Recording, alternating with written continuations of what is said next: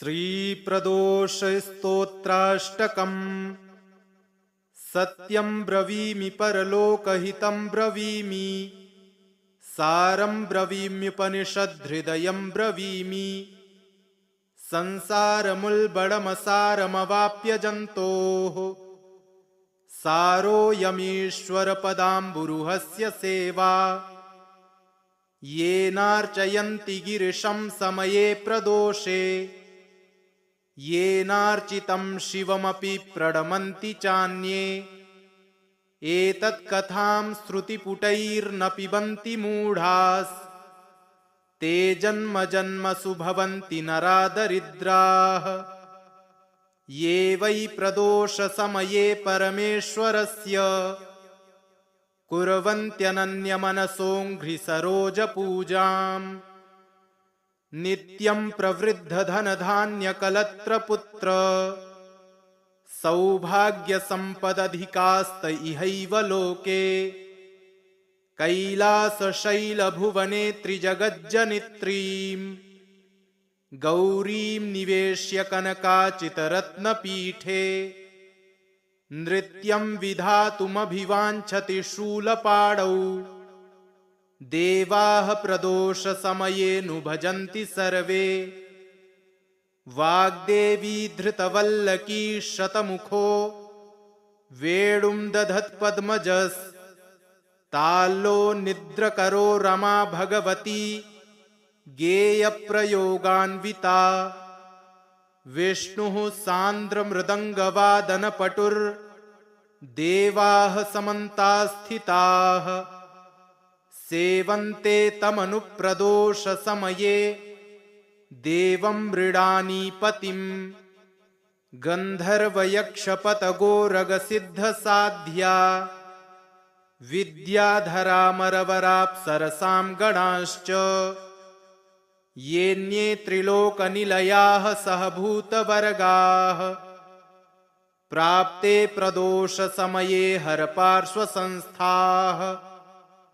अतः प्रदोषे शिव एक एव, पूज्योऽथ नान्ये हरिपद्मजाद्याः। तस्मिन् महेशे विधिनेज्यमाने, सर्वे प्रसीदन्ति सुराधिनाथाः। एष ते तनयः पूर्व जन्मनि ब्राह्मणोत्तमः, प्रतिग्रहैर्वयो निन्ये न यज्ञाद्यैः सुकर्मभिः। अतो दारिद्र्यमापन्नः पुत्रस्ते द्विजभामिनी, तद्दोषपरिहारार्थं शरणं यातु शङ्करम्। सत्यं ब्रवीमि परलोकहितं ब्रवीमि, सारं ब्रवीम्युपनिषद्धृदयं ब्रवीमि। संसारमुल्बणमसारमवाप्य जन्तोः, सारोऽयमीश्वरपदाम्बुरुहस्य सेवा। येनार्चयन्ति गिरिशं समये प्रदोषे, येनार्चितं शिवमपि प्रणमन्ति चान्ये। एतत्कथां श्रुतिपुटैर्न पिबन्ति मूढास्, ते जन्म जन्मसु भवन्ति नरादरिद्राः। ये वै प्रदोषसमये परमेश्वरस्य, कुर्वन्त्यनन्यमनसोऽङ्घ्रिसरोजपूजाम्। नित्यं प्रवृद्धधनधान्यकलत्रपुत्र, सौभाग्यसम्पदधिकास्त इहैव लोके। कैलासशैलभुवने त्रिजगज्जनित्रीं, गौरीं निवेश्य कनकाचितरत्नपीठे। नृत्यं विधातुमभिवाञ्छति शूलपाणौ, देवाः प्रदोषसमये नु भजन्ति सर्वे। वाग्देवी धृतवल्लकी शतमुखो, वेणुं दधत्पद्मजस्।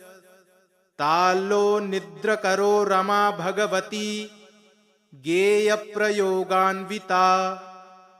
विष्णुः सान्द्रमृदङ्गवादनपटुर्, देवाः समन्तास्थिताः।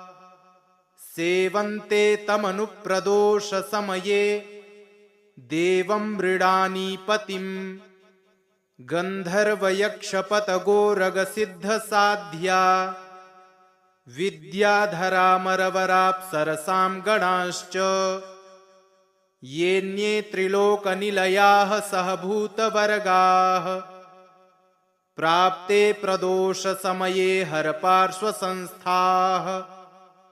अतः प्रदोषे शिव एक एव पूज्योऽथ नान्ये हरिपद्मजाद्याः।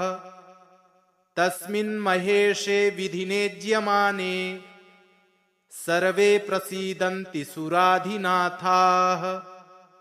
एष ते तनयः पूर्व जन्मनि ब्राह्मणोत्तमः प्रतिग्रहैर्वयो निन्ये न यज्ञाद्यैः सुकर्मभिः। अतो दारिद्र्यमापन्नः पुत्रस्ते द्विजभामिनी तद्दोषपरिहारार्थं शरणं यातु शङ्करम्।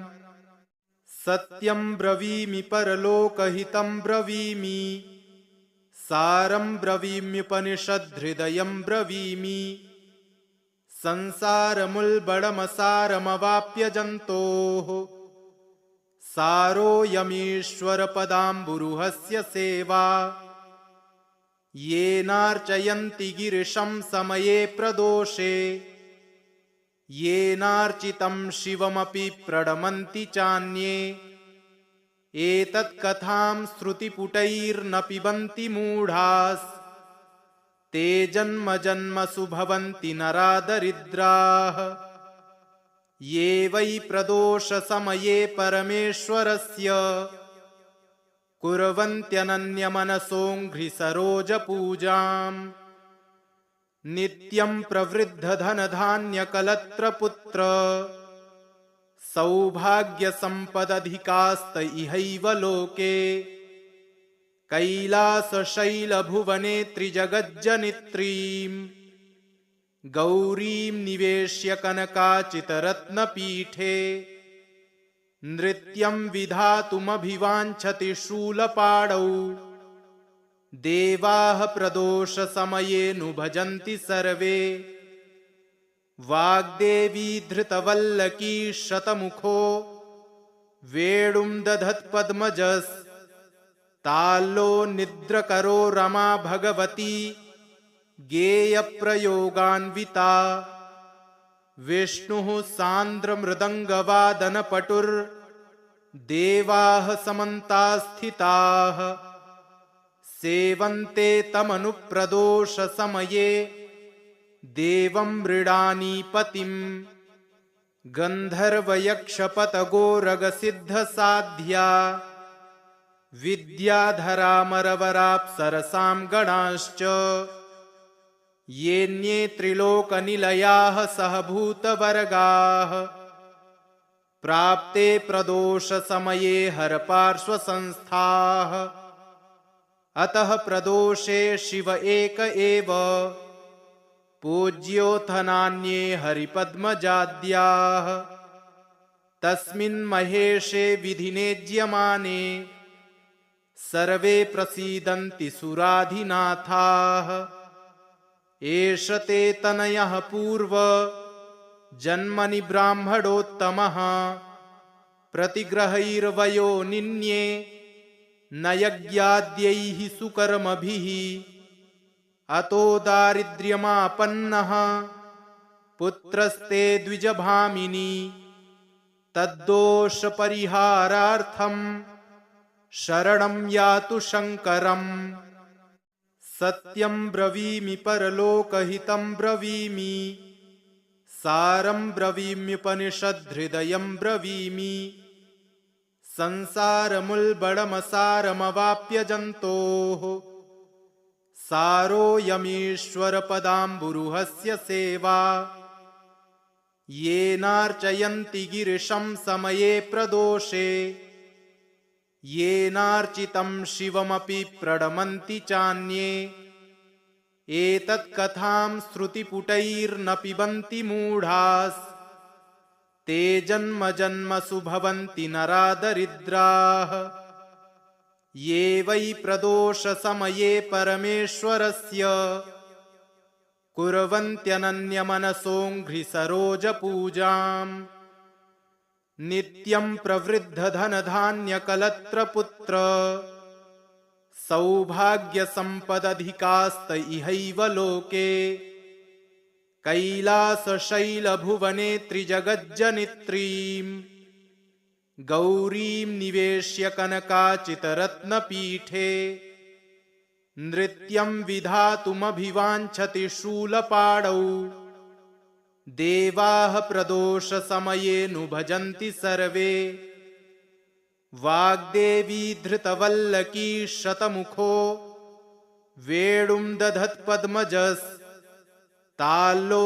निद्रकरो रमा भगवती गेयप्रयोगान्विता विष्णुः सान्द्रमृदङ्गवादनपटुर्देवाः समन्तास्थिताः सेवन्ते तमनुप्रदोषसमये देवं मृडानीपतिं गन्धर्वयक्षपतगोरगसिद्धसाध्या विद्याधरामरवराप्सरसां गणाश्च येऽन्ये त्रिलोकनिलयाः सहभूतवर्गाः प्राप्ते प्रदोषसमये हरपार्श्वसंस्थाः अतः प्रदोषे शिव एक एव पूज्योऽथ नान्ये हरिपद्मजाद्याः तस्मिन् महेशे विधिनेज्यमाने सर्वे प्रसीदन्ति सुराधिनाथाः एष ते तनयः पूर्व जन्मनि ब्राह्मणोत्तमः प्रतिग्रहैर्वयो निन्ये न यज्ञाद्यैः सुकर्मभिः अतो दारिद्र्यमापन्नः पुत्रस्ते द्विजभामिनी तद्दोषपरिहारार्थं शरणं यातु शङ्करम् सत्यं ब्रवीमि परलोकहितं ब्रवीमि सारं ब्रवीम्युपनिषद्हृदयं ब्रवीमि संसारमुल्बणमसारमवाप्य जन्तोः सारोऽयमीश्वरपदाम्बुरुहस्य सेवा येनार्चयन्ति गिरिशं समये प्रदोषे येनार्चितं शिवमपि प्रणमन्ति चान्ये एतत्कथां श्रुतिपुटैर्न पिबन्ति मूढास् ते जन्म जन्मसु भवन्ति नरा दरिद्राः ये वै प्रदोषसमये परमेश्वरस्य कुर्वन्त्यनन्यमनसोऽङ्घ्रिसरोजपूजाम् नित्यं प्रवृद्धधनधान्यकलत्रपुत्र सौभाग्यसम्पदधिकास्त इहैव लोके कैलासशैलभुवने त्रिजगज्जनित्रीम् गौरीं निवेश्य कनकाचितरत्नपीठे नृत्यं विधातुमभिवाञ्छति शूलपाणौ देवाः प्रदोषसमये भजन्ति सर्वे वाग्देवी धृतवल्लकी शतमुखो वेणुं दधत्पद्मजस्ताल्लो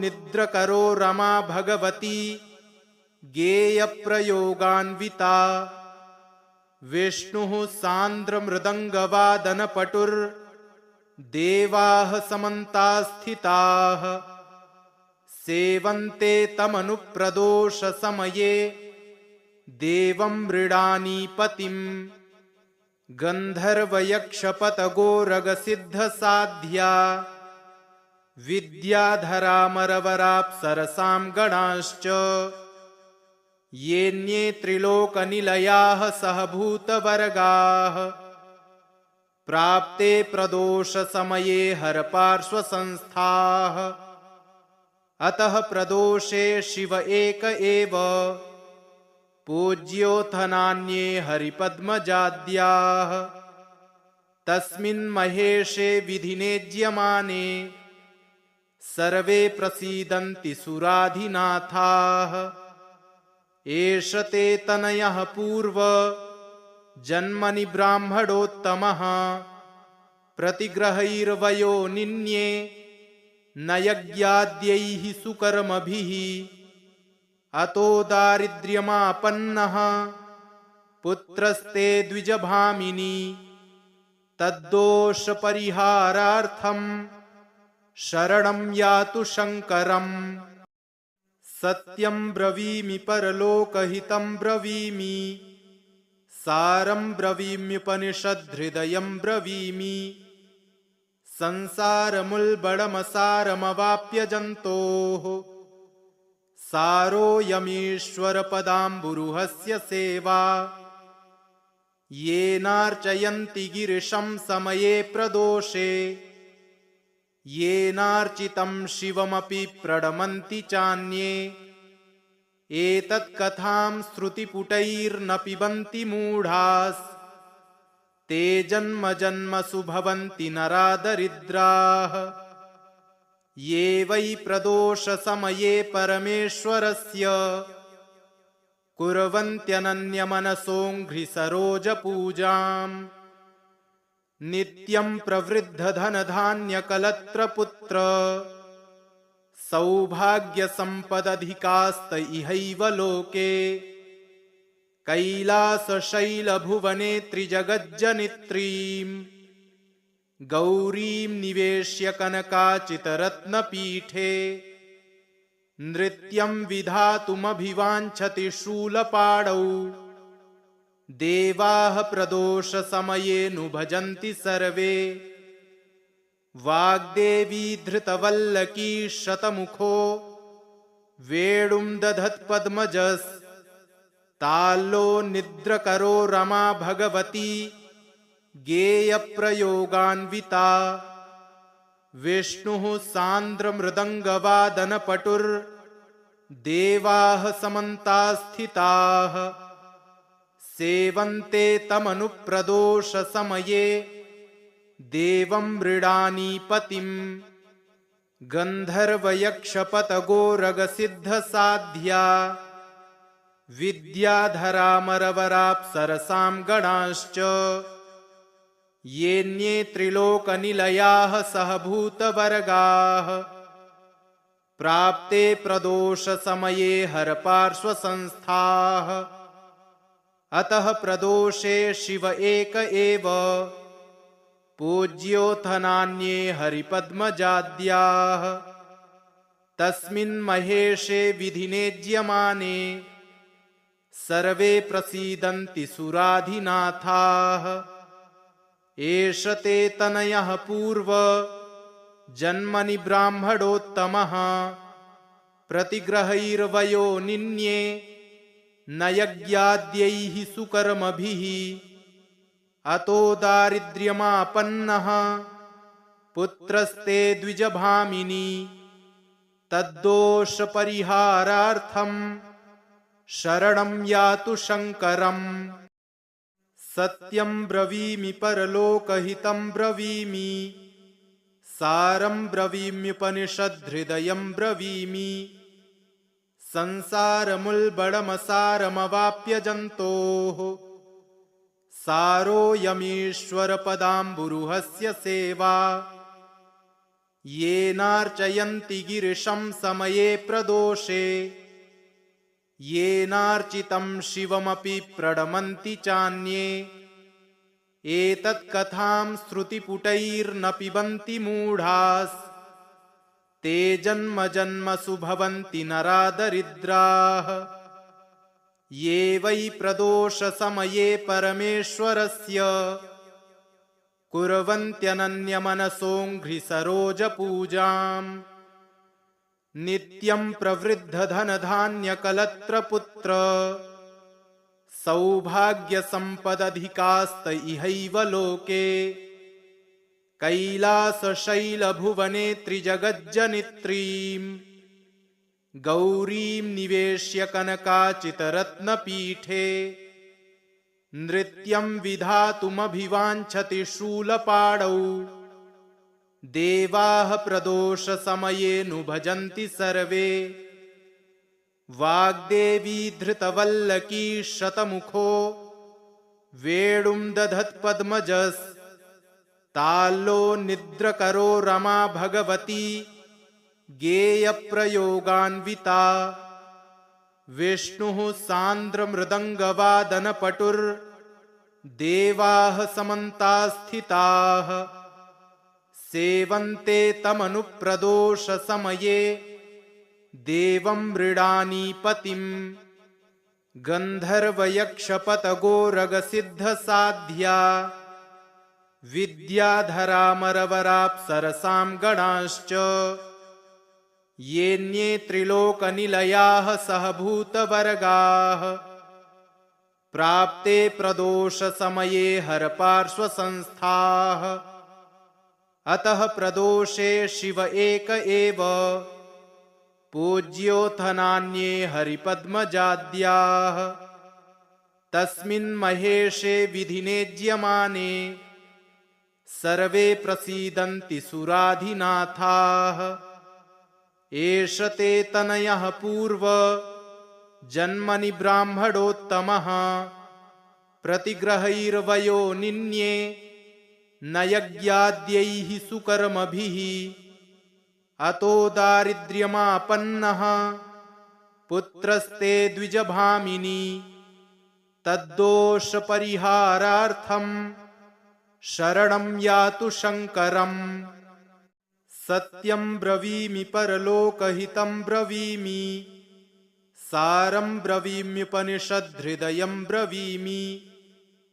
संसारमुल्बणमसारमवाप्य जन्तोः सारोऽयमीश्वरपदाम्बुरुहस्य सेवा येनार्चयन्ति गिरिशं समये प्रदोषे येनार्चितं शिवमपि प्रणमन्ति चान्ये एतत्कथां श्रुतिपुटैर्न पिबन्ति मूढास् ते जन्म जन्मसु भवन्ति नरा दरिद्राः ये वै प्रदोषसमये परमेश्वरस्य कुर्वन्त्यनन्यमनसोऽङ्घ्रिसरोजपूजाम् नित्यं प्रवृद्धधनधान्यकलत्रपुत्र सौभाग्यसम्पदधिकास्त इहैव लोके कैलासशैलभुवने त्रिजगज्जनित्रीं गौरीं निवेश्य कनकाचितरत्नपीठे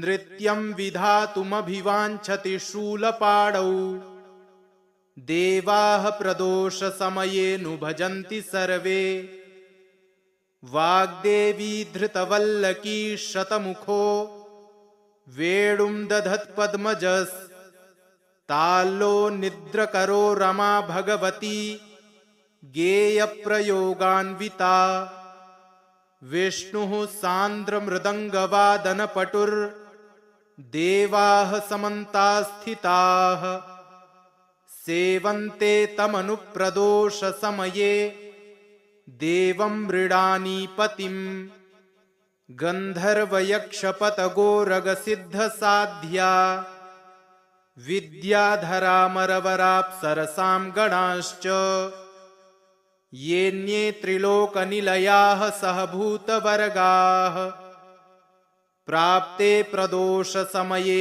हरपार्श्वसंस्थाः अतः प्रदोषे शिव एक एव पूज्योऽथ नान्ये हरिपद्मजाद्याः तस्मिन् महेशे विधिनेज्यमाने सर्वे प्रसीदन्ति सुराधिनाथाः एष ते तनयः पूर्व जन्मनि ब्राह्मणोत्तमः प्रतिग्रहैर्वयो निन्ये न यज्ञाद्यैः सुकर्मभिः अतो दारिद्र्यमापन्नः पुत्रस्ते द्विजभामिनी तद्दोषपरिहारार्थं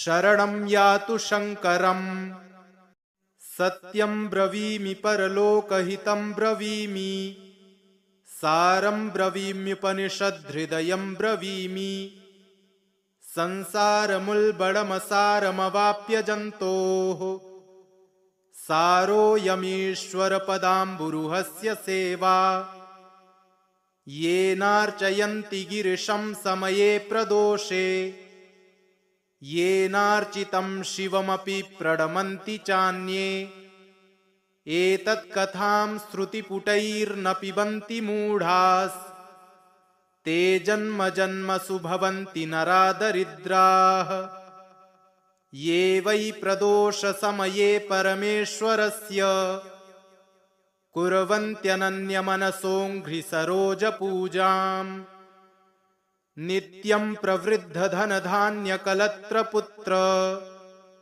सौभाग्यसम्पदधिकास्त इहैव लोके कैलासशैलभुवने त्रिजगज्जनित्रीम् गौरीं निवेश्य कनकाचितरत्नपीठे नृत्यं विधातुमभिवाञ्छति शूलपाणौ देवाः प्रदोषसमये नु भजन्ति सर्वे वाग्देवी धृतवल्लकी शतमुखो वेणुं दधत्पद्मजस्ताल्लो निद्रकरो रमा भगवती गेयप्रयोगान्विता विष्णुः सान्द्रमृदङ्गवादनपटुर्देवाः समन्तास्थिताः सेवन्ते तमनुप्रदोषसमये देवं मृडानीपतिम्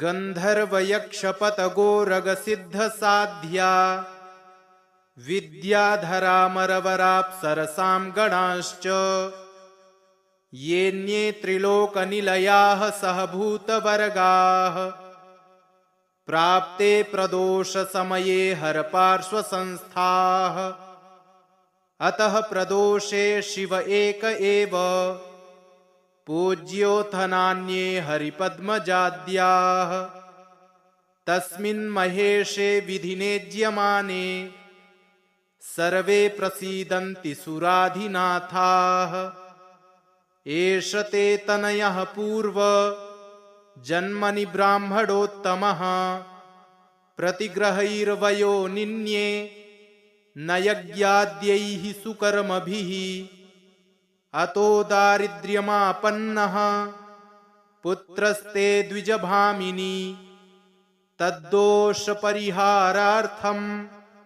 शरणं यातु शङ्करम् सत्यं ब्रवीमि परलोकहितं ब्रवीमि सारं ब्रवीम्युपनिषद्धृदयं ब्रवीमि संसारमुल्बणमसारमवाप्य जन्तोः सारोऽयमीश्वरपदाम्बुरुहस्य सेवा येनार्चयन्ति गिरिशं समये प्रदोषे येनार्चितं शिवमपि प्रणमन्ति चान्ये एतत्कथां श्रुतिपुटैर्न पिबन्ति मूढास् ते जन्म जन्मसु भवन्ति नरादरिद्राः ये वै प्रदोषसमये परमेश्वरस्य कुर्वन्त्यनन्यमनसोऽङ्घ्रिसरोजपूजाम् नित्यं प्रवृद्धधनधान्यकलत्रपुत्र सौभाग्यसम्पदधिकास्त इहैव लोके कैलासशैलभुवने त्रिजगज्जनित्रीम् गौरीं निवेश्य कनकाचितरत्नपीठे नृत्यं विधातुमभिवाञ्छति शूलपाणौ देवाः प्रदोषसमये नु भजन्ति सर्वे वाग्देवी धृतवल्लकी शतमुखो वेणुं दधत्पद्मजस्ताल्लो निद्रकरो रमा भगवती गेयप्रयोगान्विता विष्णुः सान्द्रमृदङ्गवादनपटुर्देवाः समन्तास्थिताः सेवन्ते तमनुप्रदोषसमये देवं मृडानी पतिं गन्धर्वयक्षपतगोरगसिद्धसाध्या विद्याधरामरवराप्सरसां गणाश्च येऽन्ये त्रिलोकनिलयाः सहभूतवर्गाः प्राप्ते प्रदोषसमये हरपार्श्वसंस्थाः अतः प्रदोषे शिव एक एव पूज्योऽथ नान्ये हरिपद्मजाद्याः तस्मिन् महेशे विधिनेज्यमाने सर्वे प्रसीदन्ति सुराधिनाथाः एष ते तनयः पूर्व जन्मनि ब्राह्मणोत्तमः प्रतिग्रहैर्वयो निन्ये न यज्ञाद्यैः सुकर्मभिः अतो दारिद्र्यमापन्नः पुत्रस्ते द्विजभामिनी तद्दोषपरिहारार्थं शरणं यातु शङ्करम् सत्यं ब्रवीमि परलोकहितं ब्रवीमि सारं ब्रवीम्युपनिषद्धृदयं ब्रवीमि संसारमुल्बणमसारमवाप्य जन्तोः सारोऽयमीश्वरपदाम्बुरुहस्य सेवा येनार्चयन्ति गिरिशं समये प्रदोषे येनार्चितं शिवमपि प्रणमन्ति चान्ये एतत्कथां श्रुतिपुटैर्न पिबन्ति मूढास् ते जन्म जन्मसु भवन्ति नरादरिद्राः ये वै प्रदोषसमये परमेश्वरस्य कुर्वन्त्यनन्यमनसोऽङ्घ्रिसरोजपूजाम् नित्यं प्रवृद्धधनधान्यकलत्रपुत्र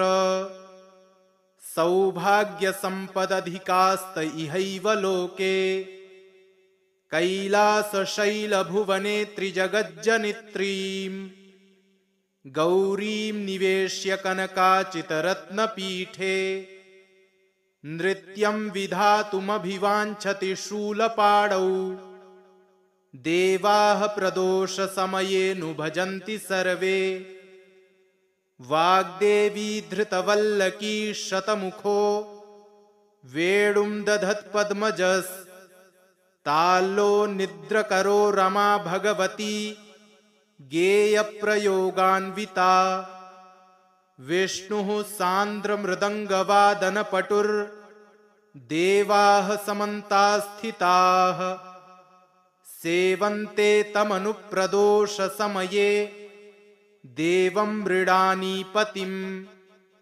गन्धर्वयक्षपतगोरगसिद्धसाध्या विद्याधरामरवराप्सरसां गणाश्च येऽन्ये त्रिलोकनिलयाः सहभूतवर्गाः प्राप्ते प्रदोषसमये हरपार्श्वसंस्थाः अतः प्रदोषे शिव एक एव पूज्योऽथ नान्ये हरिपद्मजाद्याः तस्मिन् महेशे विधिनेज्यमाने सर्वे प्रसीदन्ति सुराधिनाथाः एष ते तनयः पूर्व जन्मनि ब्राह्मणोत्तमः प्रतिग्रहैर्वयो निन्ये न यज्ञाद्यैः सुकर्मभिः अतो दारिद्र्यमापन्नः पुत्रस्ते द्विजभामिनी तद्दोषपरिहारार्थं शरणं यातु शङ्करम् इति श्री स्कन्दपुराणे ब्रह्मखण्डे तृतीये ब्रह्मोत्तरखण्डे षष्ठोऽध्याये शाण्डिल्यकृत प्रदोषस्तोत्राष्टकं सम्पूर्णम्।